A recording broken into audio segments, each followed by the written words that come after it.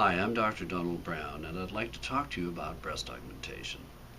Breast augmentation is one of the more common procedures we do in plastic surgery.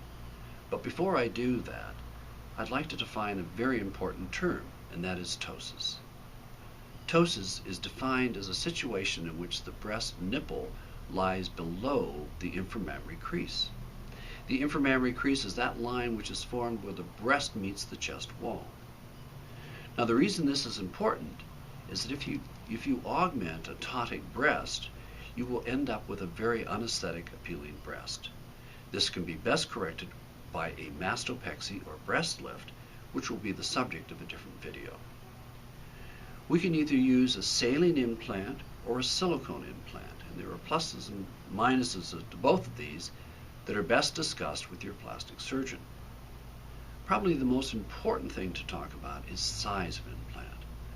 What I have found to be a very effective way to determine this is to have the patient wear a bra of the size they'd like to be. We then insert various size implants to determine what size is going to work best for her. These implants are placed beneath the breast utilizing a number of different incisions. We can make an incision under the arm in the axilla. We can make an incision around the nipple. We can make an incision beneath the breast. And finally, we can make an incision through the umbilicus. Another point to be covered is the placement of the implant either above the muscle or below the muscle. The muscle we're talking about is the pectoralis major muscle. You can feel this on yourself by putting your hand on your hip and pressing down. That muscle that you feel contracting is the pectoralis major.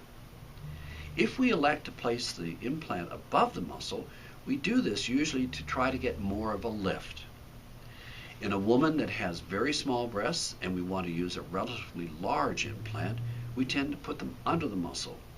The reason for this is that the more material you have on top of the implant, the less likely you are to see and feel it. These procedures can be done either under general anesthesia or under local anesthesia. The recovery time varies from around 5 to 7 days.